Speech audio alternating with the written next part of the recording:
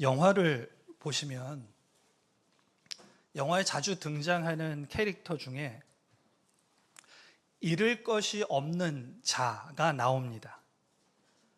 잃을 것이 없는 자는 보통 부정적으로 묘사될 때도 있습니다. 잃을 것이 없어서 통제 불가능하여서 그러한 아주 극악한 악행을 저지르는 사람으로 묘사되기도 하지만, 긍정적인 면에서 잃을 게 없기 때문에 위기와 어떤 난관에서 과감한 결정을 해서 문제를 돌파하는 그러한 긍정적인 캐릭터로 나오기도 합니다. 그래서 긍정적인 잃을 게 없는 사람은 다른 사람들과 대조가 됩니다. 다른 사람들은 잃을 게 많은 사람들입니다. 잃을 게 많다는 것은 꼭 쥐고 있는 것이 많아서 이것을 잃기 싫은 것이죠. 잃을 게 없는 사람은 이미 다 잃었어요. 다 잃어서 더 이상 잃을 게 없어서 자유롭게 행동을 할 수 있다면, 잃을 게 많은 사람은 꼭 쥐고 있는 게 많아서 이것을 잃지 않기 위해서 전전긍긍하는 것입니다. 그래서 이것을 잃지 않기 위해서 어쩔 때는 옳은 행동을 해야 될 때 못하고 해서는 안 되는 행동을 하기도 하는 것입니다. 이 두 종류의 캐릭터가 있는데, 신자의 삶은 잃을 게 없는 자의 모습과 비슷합니다. 그래야 합니다. 예수님이 단도직입적으로 말씀하셨습니다. 마가복음 8장 35절에서 누구든지 자기 목숨을 구원하고자 하면 잃을 것이요, 누구든지 나와 복음을 위하여 자기 목숨을 잃으면 구원하리라. 목숨을 잃는다는 것 자체가 정말 모든 것을 다 잃는 것을 요구하시는 것입니다. 제자들에게. 예수님뿐만 아니라 오늘 본문에 바울이 자신을 묘사하는 것도 모든 것을 잃은 자로 묘사합니다. 물론 바울이 본문에서 자전적으로 얘기합니다. 자기의 이야기를 하는 것입니다. 근데 자기 이야기를 할 때 나는 사도니까 나는 특별한 신자들 중에서 사도로서 특권, 책임이 많고 더 세게 삶을 살아야 하니까 나는 모든 것을 잃어라고 이야기하지 않고 3절에서 신자 모두에 대해서 우리라고 설명한 다음에 4절에서 나로라고 연결됩니다. 그 얘기는 바울은 자신만이 누리는 그런 삶이 아니라 성도들의 대표로서 나는 모든 것을 잃은 자다. 그런데 이것은 성도들도 마땅히 그래야 하는 것이다 라고 이야기하고 있는 것입니다. 그래서 우리는 신자로서 잃을 게 없는 자가 되어야 하는 게 마땅한 것이죠. 근데 이것이 어렵습니다. 잃을 게 많아요. 우리는 신앙생활을 하면서도 놓기 싫고 포기하기 싫은 것들이 점점 많아집니다. 그래서 많은 것들을 우리가 꼭 쥐고 짊어지고 있기 때문에 그래서 우리의 삶의 무게가 무겁게 느껴질지도 모르겠습니다. 주님 앞에 온전히 나가기에는 너무나 많은 것을 쥐고 있기 때문에 모든 것을 다 놓고 예수 그리스도만 온전히 붙잡을 만큼 손이 지금 다른 것을 쥐고 있기 때문에 그런 상황이 신자들의 위기로 작용할 수 있습니다. 그래서 오늘 말씀을 통해 우리는 잃을 것이 없는 자, 다 잃어서 자유롭게 주를 위하여 순종할 수 있는 자가 되어야 합니다. 그래서 잘 배워야 합니다. 그래서 잃을 것이 없는 자가 되는 법, 이것이 사실 오늘 설교의 부제입니다. 잃을 것이 없는 자가 되는 법. 자, 이것을 잘 우리가 배우기 위해서 세 가지 질문을 던질 것입니다. 첫 번째는 무엇을 잃어야 하는가입니다. 무엇을 잃어야 하는가? 두 번째는 왜 잃어야 하는가? 그리고 세 번째는 어떻게 잃어야 하는가입니다. 먼저 무엇을 잃어야 하는가죠.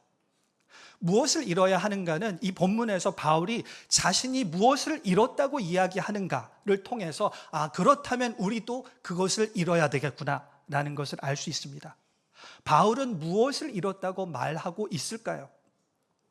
자, 이 본문을 이해하려면은 기본 배경을 알아야 되는데 빌립보서 배경을 알아야 되죠. 빌립보서는 여러분 다 아시다시피 바울이 옥중서신, 옥에 갇혀서 쓴 편지입니다.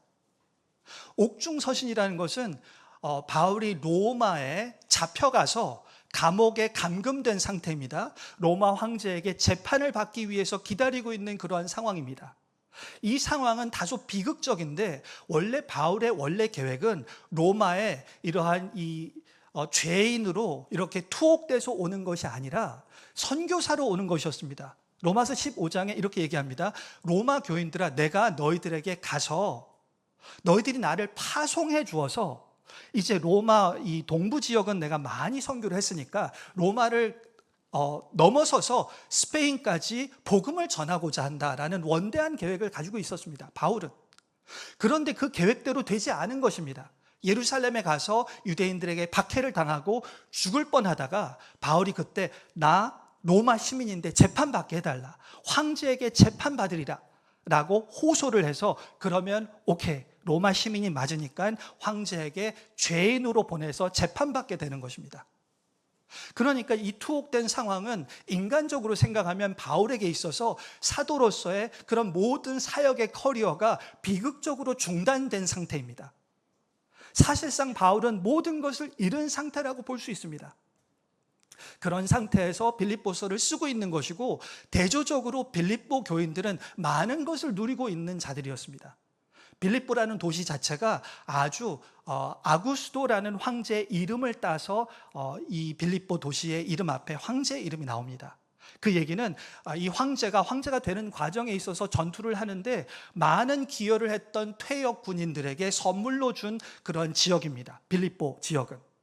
그래서 빌립보는 이탈리아의 본토에 있는 로마가 누리는 특권들을 다 누릴 수 있었습니다. 원래 로마 외에 다른 로마의 지역들은 특권이 별로 없었습니다. 근데 이 빌립보는 이탈리아 바깥의 로마라고 여겨질 정도로 많은 혜택을 누리고 있었습니다. 로마 제국의 모든 이들이 내야 되는 인두세도 내지 않아도 됐고, 토지 소유가 가능했습니다. 원래는 다 제국 소속이었는데 토지 소유가 가능했고, 토지세를 내지 않아도 됐습니다.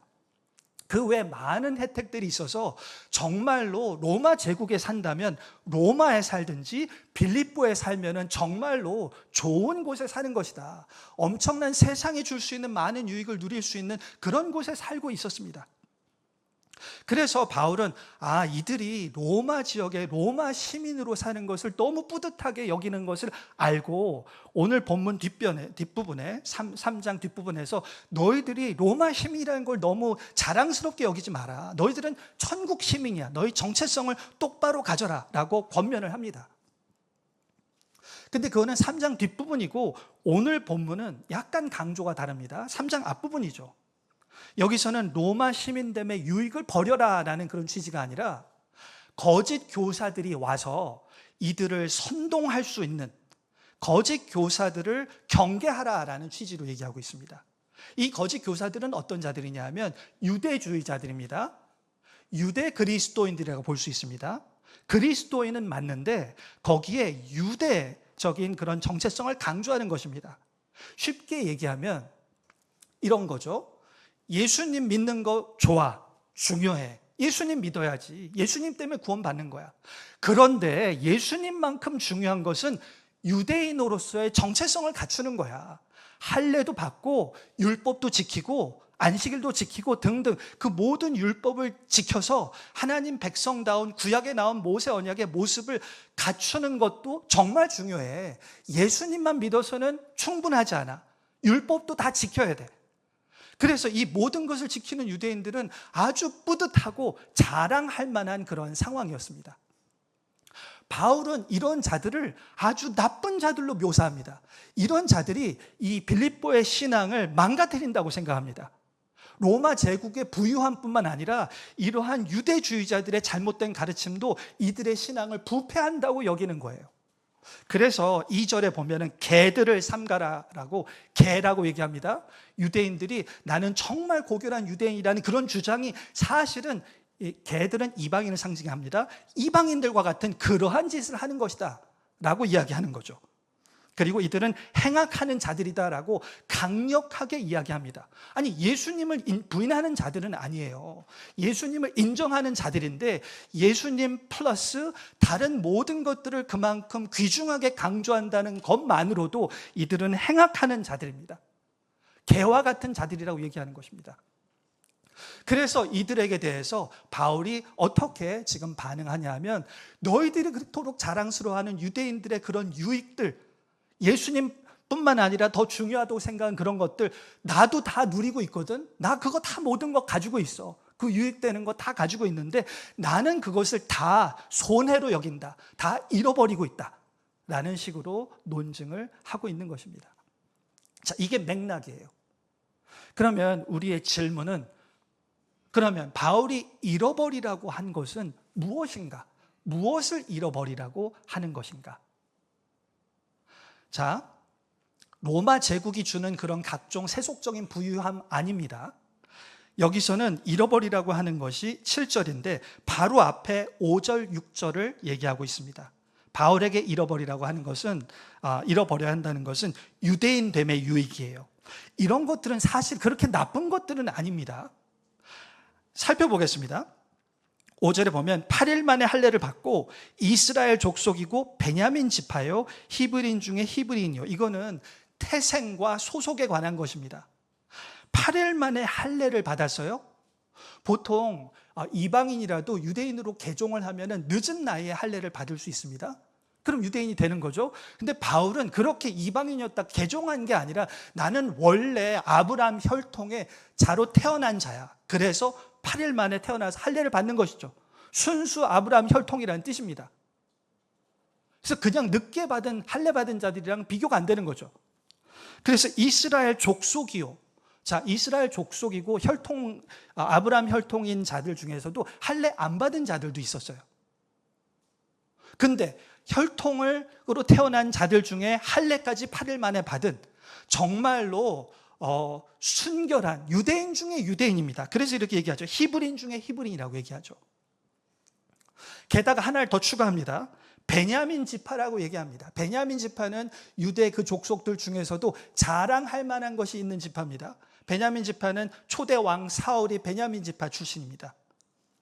그리고 이스라엘이 북이스라엘과 남유다가 나눠졌을 때 남유다가 베냐민과 유다 지파가 남유다를 형성했죠. 그래서 포로 잡혀간 다음에 포로에서 돌아왔을 때 북이스라엘은 사마리아로 이렇게 불결하게 됐고 남유다로 돌아온 자들이 예루살렘으로 돌아와서 포로기 이후에 이스라엘의 중심이 됩니다.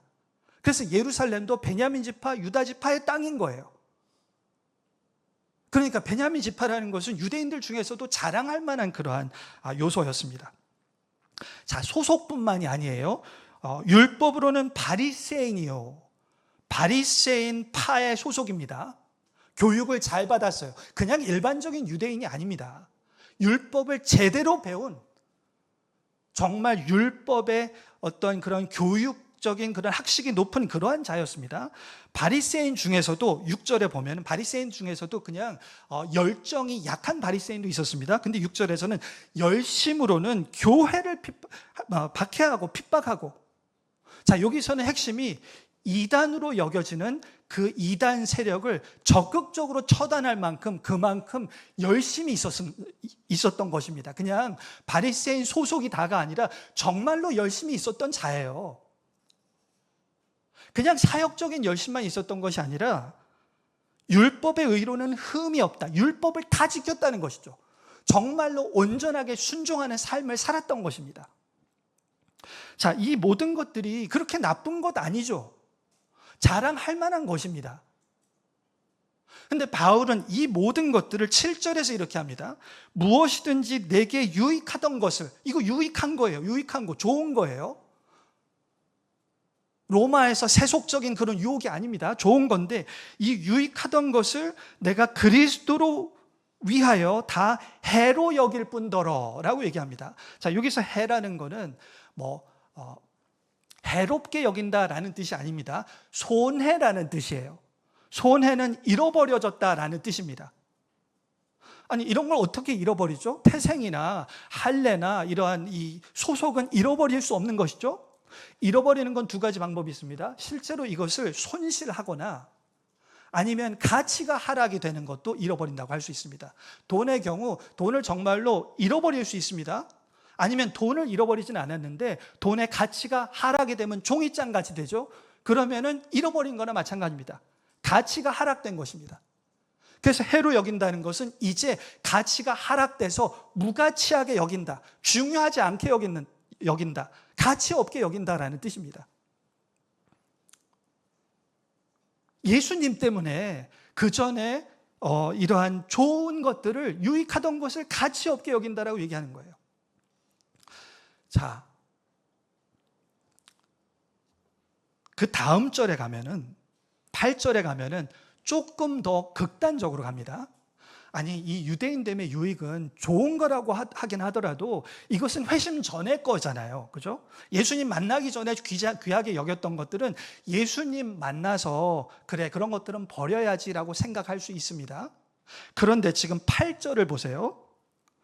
그 유익하던 것을 확장합니다. 또한 모든 것이에요.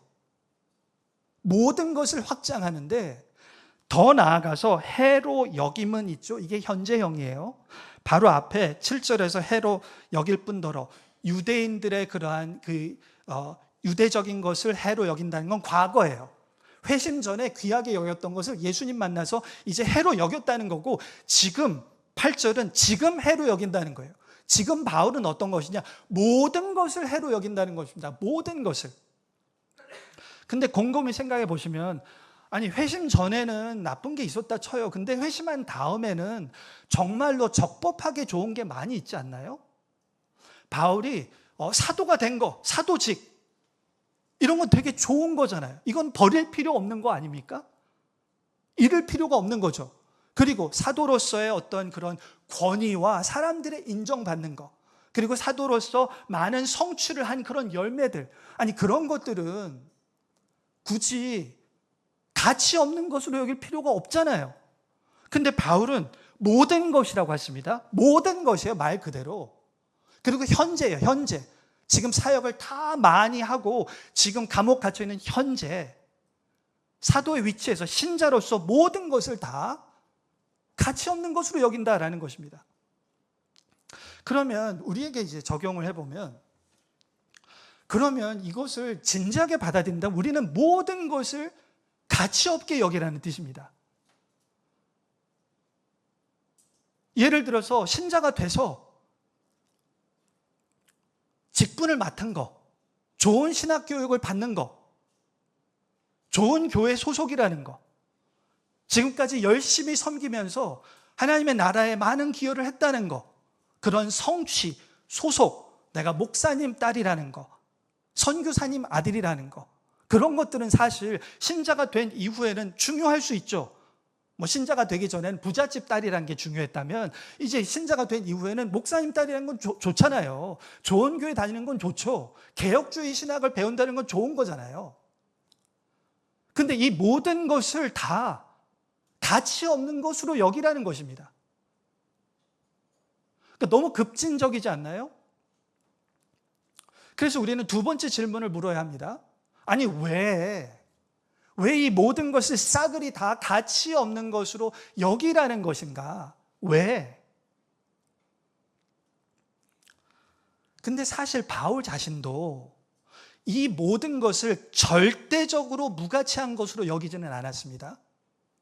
바울이 예를 들어서 나는 유대인의 혈통이라는 거, 8일 만에 할례 받고 바리새인이라는 거, 그거를 무가치하게 여겨서 나는 이제 바리새인 출신 아니야, 난 유대인 아니야, 내 모든 소속을 다 버려, 그러지 않았어요.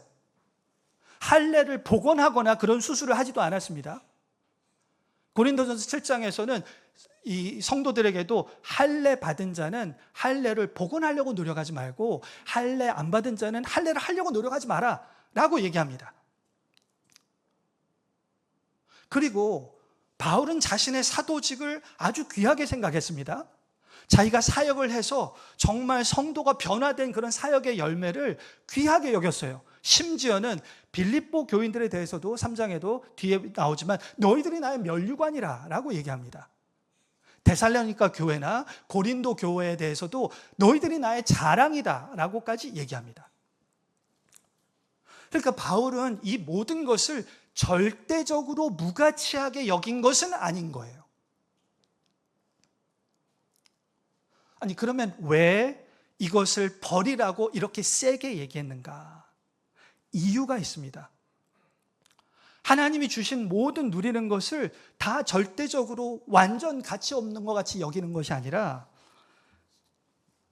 본문을 잘 보시면 7절입니다. 바울이 그런 할례받고 이스라엘 소속이고 등등 그 모든 유익을 7절에서 내게 유익하던 것이라고 표현합니다. 유익이에요, 유익. 이것은 무슨 이익을 남긴다든지 상업에서 쓰이는 그런 표현입니다. 돈을 주고 사서 무언가를 얻고 이익으로 여기는 것. 그냥 말 그대로 그냥 유익이에요. 귀하고 좋은 것이에요. 근데 이 유익이라는 이 단어를 그것이 가지고 있는 가치에 합당하게 가치를 인정하는 표현으로 하는 것이 아니라 과대하게 가치를 부여하고 있는 상황입니다. 유익하게 여기는 것은 정상 이상으로 가치를 확대한 상황이에요. 이것을 어떻게 알 수 있냐면 지금 4절에 나옵니다. 나도 육체를 신뢰할 만하며 누구든지 다른 이가 육체를 신뢰할 줄로 생각하면, 자, 육체를 신뢰한다라는 그런 표현을 씁니다.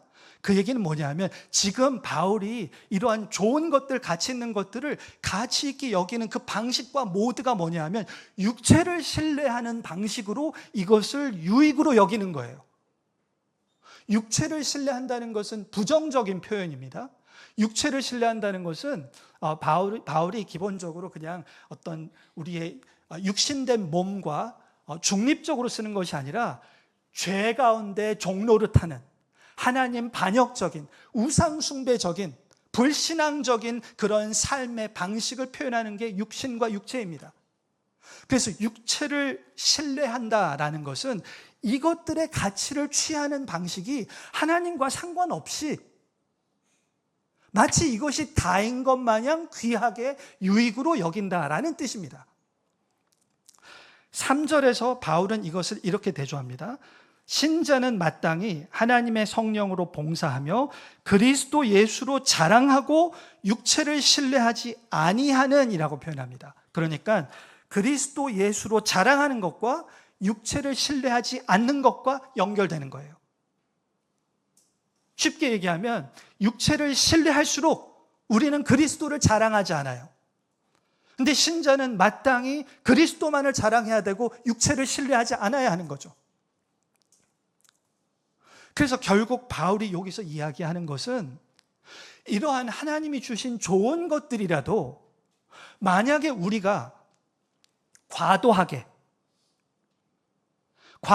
집착하고 좋아하고 가치 있게 여기고 그 정도가 지나쳐서 이것이 그만큼 중요하니까 그리스도는 없어도 괜찮아.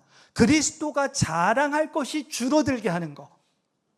그리스도를 대체하는 거. 그리스도의 가치와 경쟁 관계에 놓이게 되는 그런 위치에 가게 되면 이것은 위험해지는 것입니다. 가치가 부각되면 이것은 오히려 가치가 하락이 된다는 뜻이에요. 자, 그러면 우리한테 이렇게 적용해 볼 수 있습니다.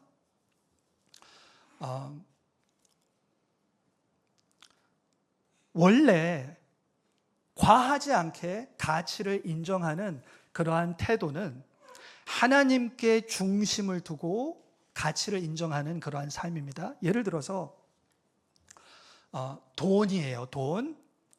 그러면 돈이나 직업이나 아니면 직위나 아니면 인간관계나 모든 게 다 하나님께 가치를 두고 하나님께 무게중심을 두고 이것을 과하지 않게 올바로 인정하는 방법은 이것들은 하나님의 선물이다 라는 인식이 있습니다. 하나님이 주신 선물이다라는 인식이 먼저 있어야 되는 거예요. 그리고 이것은 임시적입니다.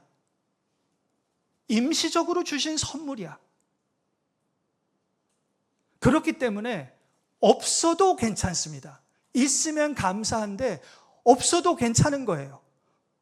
돈을 주셨어요? 있어 감사해요. 하지만 없어도 괜찮은 거죠. 재산도 돈도 그리고 소속도, 좋은 학교, 좋은 교육을 받았어요. 좋은 나라 소속입니다. 좋은 교회 소속입니다. 좋아요. 감사하죠. 하지만 소속이 바뀔 수 있습니다. 지금 다니는 직장을 퇴직할 수도 있습니다.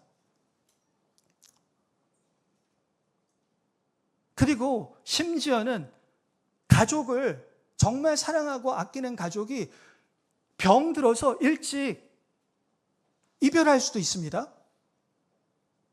그래도 하나님이 주신 선물이니까 임시적이고 없어도 괜찮다. 감사하는 것입니다. 그러니까 이것들을 하나님이 주신 선물들에 대해서 있으면 감사하지만 없어도 괜찮다라고 여길 수 있는 것은 왜냐하면 하나님이 계시니까 하나님이 계시면은 다른 것은 있어도 괜찮고 없어도 괜찮은 거예요. 그래서 하나님에 대한 가치가 마음의 중심 가운데 있으면 다른 것들은 상대화되는 것입니다. 그런데 이것이 점차적으로 변질되면 어떻게 되는 것이냐? 하나님에 대한 존재가 약간 흐려지면서 이 선물 자체가 되게 중요하게 여겨집니다. 그래서 선물이 아니라 이것은 성과, 내 힘으로 얻은 거야. 직장도 내가 잘나서, 내가 열심히 공부해서, 내가 좋은 환경에 태어나서 그래서 세상이 나에게 준 거야. 뭐 이런 식으로 구체적으로 생각은 안 하지만 그러한 방식의 사고방식이 생기게 되죠. 그래서 이것들이 되게 뿌듯해집니다. 자랑스럽게 돼요. 그리고 그렇게 뿌듯하게 되고 자랑스럽게 될수록 이것을 놓을 수가 없어요. 왜냐하면 어차피 하나님은 멀고 이것이 중요하니까 이것을 계속 붙들 수밖에 없게 됩니다. 이것을 잃게 되면은 내 존재가 흔들리는 거죠.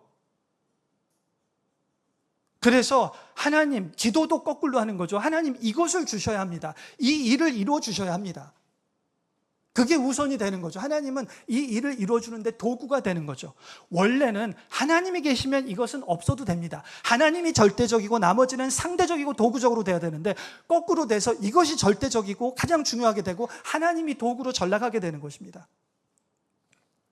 이런 상황에 도달하는 것. 그렇기 때문에 바울은 이 모든 것을 잃어야 한다. 그래서 우리 삶 속에서 이렇게 잃을 것이 많아지면, 귀중하고 소중한 게 많아지면 하나님과 관계가 멀어진 거예요. 위험한 것입니다. 더 중요하게 붙들면 붙들수록 바울은 이거는 가치가 없는 거야. 하나님보다 더 몰두하고 세상이 가치 있다고 여기는 것을 더 붙들수록 그거는 가치가 없는 것입니다.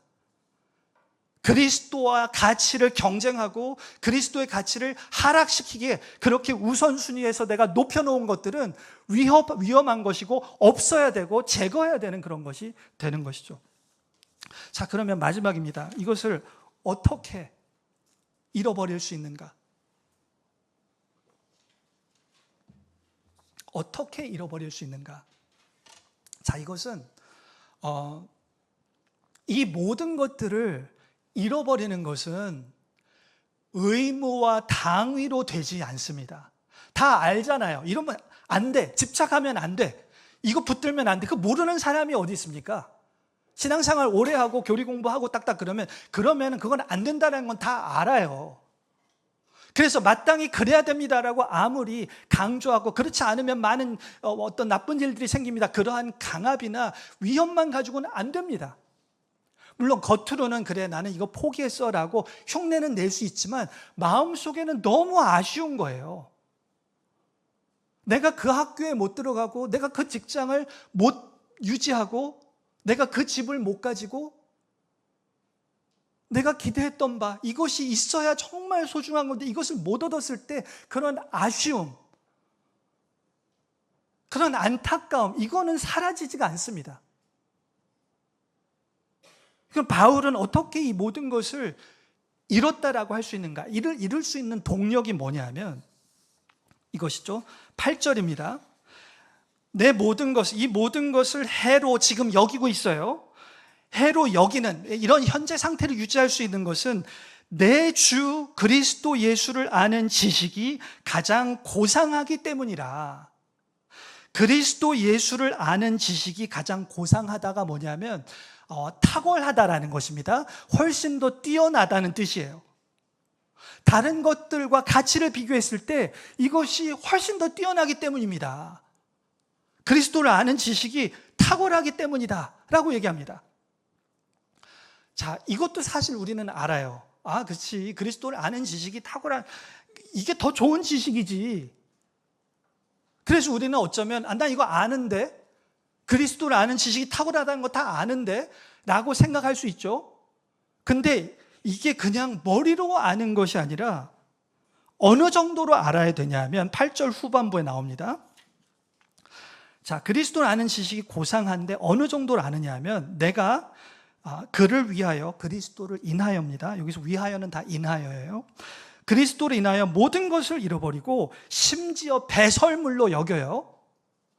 그렇게 여김은 목적을 얘기하죠. 그리스도를 얻고 그 안에서 발견되려 함이니.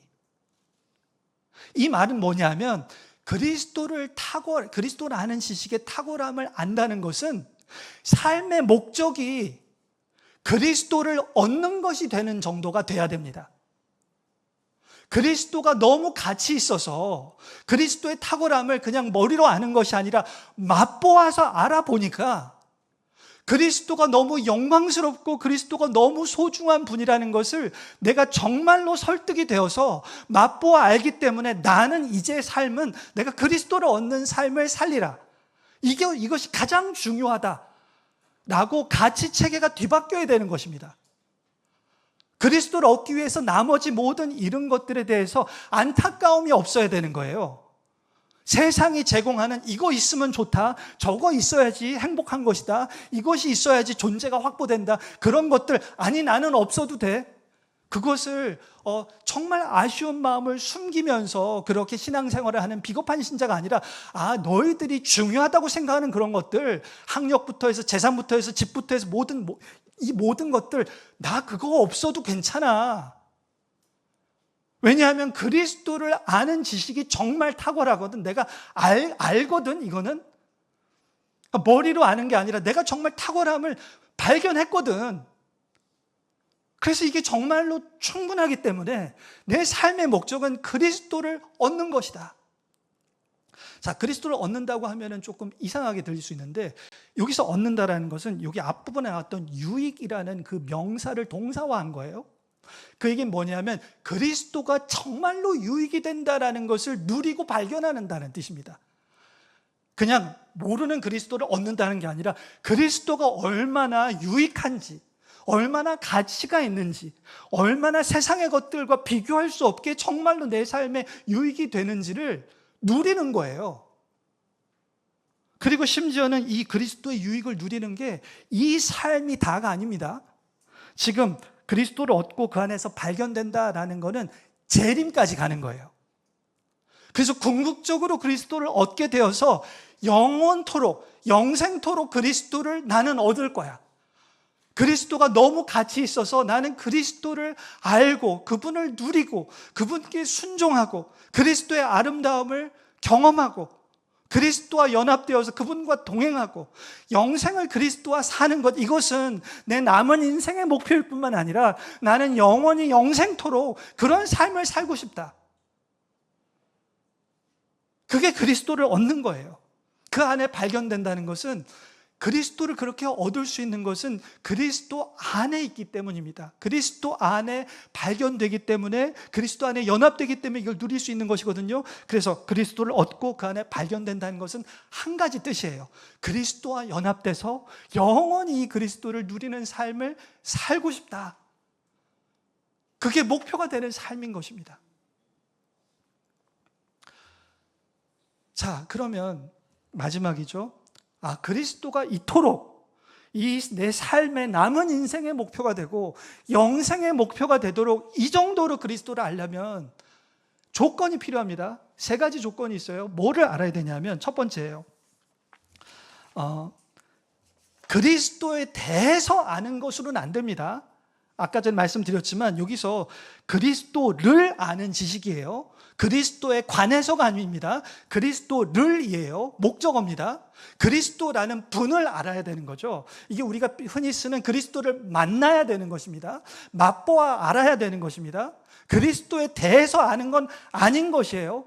만약에 여러분이 나는 왜 그리스도를 그렇게 목적으로 그렇게 살아서 이 세상에서 무슨 일이 어떤 형편이든 나는 이것에 대해서 초연하지 못할까? 왜 그리스도가 그렇게 안 여겨질까? 그 이유가 어쩌면은 그리스도를 못 만나서 있을 수도 있습니다. 그리스도에 대해서는 많이 들었는데, 그리스도가 이런 분이라는 건 들어서 많이 들었는데 정작 그리스도를 만나지 못한 그런 자일 수도 있습니다. 돌아봐야 돼요. 내가 그리스도를 아는가? 그리스도를 인격적으로 만났는가? 그래서 다윗이 얘기한 것 같이 하나님의 선하심을 맛보아 알지어다. 내가 맛보아 안다고 표현할 수 있는가? 그전엔 몰랐지만 이제 맹인이 눈을 뜬 것 같이 그분을 만나서 안다라는 그러한 변화가 있는가? 이게 급격한 변화가 아니어도 됩니다.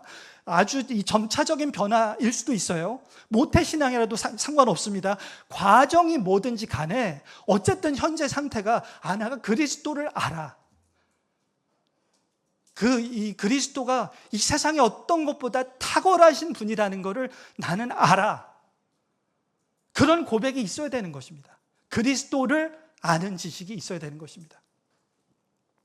그리고 두 번째입니다. 그냥 그리스도를 예수님이라는 어떤 하나의 인물로 아는 것 가지고는 부족합니다. 바울은 이렇게 얘기해요. 8절에서 8절이죠. 내 주 그리스도, 주 그리스도 예수입니다. 그냥 예수님이 아니에요. 주님이시고 그리스도인 예수님이에요. 주님이라는 건 신성을 나타내고 그리스도라는 건 왕을 나타냅니다. 그 얘기는 우리가 만난 그리스도가 그냥 단순히 그냥 뛰어난 사람, 도덕적 선생, 아주 탁월한 어떤 역사적 인물 그런 정도가 아니라 하나님이신 거예요. 이 세상을 만드시고 이 세상을 다스리시고 지금 하늘 보좌에서 이 전 우주를 통치하시는 그러한 위엄 있고 영광스러운 그 분을 만난다는 뜻입니다. 가볍게 봐야 되는 그런 분이 아닌 거예요. 원래 그런 분은 나 같은 자의 인생에 아무런 관심도 안 가져도 될 만한 그런 분을 내가 만난다는 뜻입니다. 가볍게 여길 만한 분이 아니에요. 이분을 알면은 정말 이 세상 어떤 것도 부럽지 않을 만한 그런 분이다라는 그런 인식이 필요합니다.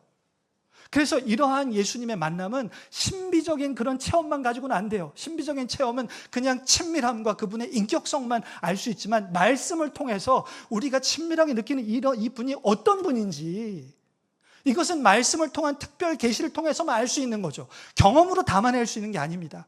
그래서 이분을 만나는 경험이 필요하지만 우리는 말씀을 잘 알아야 돼서 이 예수님이 창조주 하나님이 아들을 보내셔서 성육신하셔서 오신 그분이다. 이 우주를 통치하시는 그런 분이다. 지금 우리 눈에 보이지 않지만 하늘 보좌에서 이 세상을 다 지배하시고 통치하시는 그런 분이다. 말씀이 증거하는 보이지 않지만 그것이 진짜로 여겨지는 바로 그런 분을 내가 만나는 것이다.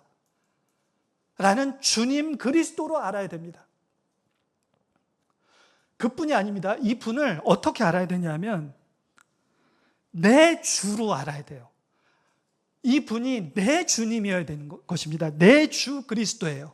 그냥 하나님, 그냥 통치자가 아니라 나의 주님이신 거예요. 나의 주님. 아니, 이분이 세상을 다스리고 통치하기 바쁘신데 나에게 관심을 가져주시고 나를 지목해서 너를 내 백성으로, 내 소유로 만들겠다.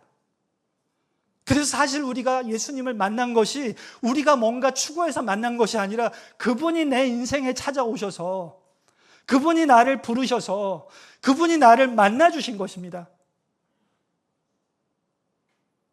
그래서 그냥 우리는 그냥 이 나랑 상관없는 객관적인 어떤 왕과 그런 신적인 어떤 체험을 한 게 아니라 나의 주님이 돼 주시겠다고 오신 그 분을 나의 주님으로 받아들이고 믿는 것입니다. 그렇게 발견해야 되는 거죠.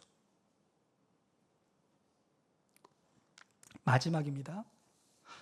마지막은 9절이에요. 9절에서 나의 주님이신데 이 주님은 사랑의 주님이세요. 어떻게 알 수 있냐면 9절에 이렇게 얘기합니다. 내가 가진 의는 율법에서 난 것이 아니요 오직 그리스도를 믿음으로 말미암은 것이니 곧 믿음으로 하나님으로부터 난 의라. 자, 여기서 의를 얘기합니다. 의라는 게 되게 중요해요. 왜냐하면 이 엄청난 우주의 왕이, 신적인 이분이 우리를 만나 주시는데 우리에게 제공하시는 그 구원이 이런 구원일 수 있습니다. 예를 들어서, 자, 내가 너에게 관심이 있어. 자, 내가 너를 나의 소유로 만드는데 너에게 기회를 주는 거야. 원래 너 멸망시켜야 되는데 일단 너에게 기회를 한번 줘볼게. 예전엔 세상을 위해서 살았지, 이제는 기회를 줄 테니까 네 자신을, 내가 너를 구원할 만한 자라는 거 증명 한번 해봐. 그렇게 구원하실 수도 있어요. 그래도 감사합니다. 근데 그게 아니라 의를 주셨다는 것은 우리 존재를 증명할 필요가 없는 거예요. 정말 하나님이 영원토록 우리를 귀하게 여기실 수 있는 그 자격을 갖춘 것이 의입니다. 더 이상 우리를 존재를 증명할 필요 없이 너는 충분히 자격이 돼. 영원토록 영생토록 나랑 친밀한 교제를 누리면서 생명을 누릴 수 있는 그 자격을 내가 너에게 줄게. 근데 그 자격을 어떻게 준 것이냐면 믿음으로 준 거예요. 믿음은 내가 이거 엄청나게 중요한 건데 나 그냥 줄 수 없거든. 너 일단 한 10년 동안은 열심히 헌신해봐. 너 하는 거 봐서 줄게. 그것도 아니에요. 믿음이라는 것은 내가 너 자격 없는 거 알거든.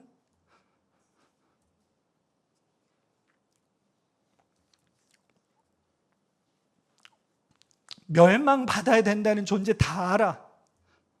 그럼에도 불구하고 내가 이 자격을 주는 것이다.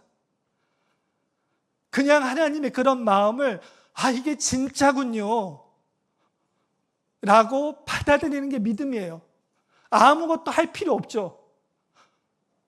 하나님이 어떻게 이런 것을 나에게 이런 자격을 주실 수 있지? 나는 전혀 이런 자격을, 이런 모든 것을 누릴 만한, 영원히 그리스도를 누릴 만한 아무런 드릴 것이 아무것도 없는데, 나는 막 살았는데, 인생을 허비했는데, 근데 어떻게 이러한 의의를 주십니까? 공짜로 주신 것도 아니고 하나님이 아들을 보내셔서, 아들을 아끼지 않고 아들을 보내셔서 예수님이 온전한 순종의 삶을 사시고 끝까지 순종적으로 죽으시는 그런 삶을 통해서 우리가 뭐라고 이런 의의 자격을 주시기 위해서 하나님 아버지와 그리고 아들 예수 그리스도와 성령님이 최선을 다하셔서 역사 가운데 오셔서 고난을 받으시고 의롭게 끝까지 최선을 다하셔서 이 잔을 옮겨달라고 하실 정도로 모든 노력을 다하셔서 최선을 다하셔서 그렇게 이루어서, 그래서 우리에게 주신 것이 의입니다. 자격 없지만 내가 너를 사랑하기 때문에, 내가 너와 영생을 보내고 싶기 때문에 영생을 보낼 수 있는 이 자격을, 의의 선물을 내가 주는 것이야. 그래서 이 창조주 하나님, 우주의 통치자이신 이 분이 진짜 아무런 존재감도 없는, 아무 가치 없는 나를 이렇게 목숨을 바치시면서까지, 의의 자격을 주시면서까지 불러주셔서 이 의의 옷을 입고 이제 나를 누려라, 나의 유익을 누려라, 영원히 누려라. 자격 증명할 필요 없어. 세상은 이렇게 얘기합니다. 너 네 자격을 증명해야지. 네 존재감을 증명해야지. 증명하지 않으면 네 인생은 쓸모없는 거야. 네 자신을 봐, 얼마나 초라하니? 세상은 이거예요. 내가 그래 재료를 줄 테니까 열심히 살아봐. 열심히 일해서 승진도 하고 뭐도 하고 그런 거 해야지. 그거 안 하면 되게 불안한 거야. 너 되게 비참한 거야. 이게 사탄의 속임수입니다. 죄의 속임수인데, 하나님은 지금 예수 그리스도는 아니야. 네 가치는 내가 충분히 줬어. 이제는 누려라. 나의 모든 유익을 누리는 삶을 살아서 그것을 목표로 해서 살아. 그 나라와 그 일을 먼저 구해. 그러면 이 모든 것을 내가 더해줄게. 무엇을 먹을까, 무엇을 입을까 걱정하는 건 하나님 모르는 이방인들이 하는 거지, 나는 너희들이 그렇게 생존을 위해서 사는 것을 원하지 않아. 나를 누리고 나의 하나님 나라를 소망하고 꿈꾸고 참여하고 모든 특권을 줄 테니 내 이 하나님 나라 프로젝트에 너희들 참여하게 해줄게. 너희들 없어도 내가 다 할 수 있거든. 내가 다 이룰 수 있는데 특권을 주는 거야. 함께 참여하도록. 그래서 누리라고. 그래서 그것을 추구하면 뭐 생존 같은 건 내가 챙겨줄게. 내가 스폰해줄게. 스폰서 해줄게. 다 제공해줄게. 그러니 그 나라와 그 일을 먼저 구하라. 이 모든 것은 내가 더하여 주리라. 그래서 이러한 그런 그리스도의 사랑을 알 때, 그리스도의 그러한 광활하심과 또 이분의 사랑을 알 때 우리가 이 세상에 대해서 가치 없게 여길 수 있습니다. 그냥 주시면 감사하고 없어도 괜찮습니다. 그리스도 한 분만이면 충분합니다. 그럴 때 우리는 안타깝게 모든 것을 잃어버려진 자가 아니라 행복하게 부끄러움 없이 기꺼이 모든 것을 잃어버려진 자가 될 수 있습니다. 마지막으로 바울이 이렇게 고백합니다. 이렇게 얘기하죠. 1장 2절에서 나의 간절한 기대와 소망을 따라 아무 일에든지 부끄러워하지 아니하고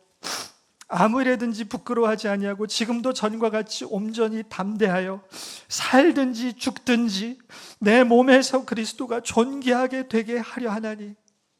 바울은 자기 사역이 끝났다고 아쉬워하지 않고 살던 죽던 내 몸을 통해 그리스도가 존귀하게 되려 한다라고 그렇게 고백했습니다. 이 고백이 저와 여러분의 고백이 되어서 이 세상에 잃을 것이 없는 자가 되시기를 예수님의 이름으로 축원합니다.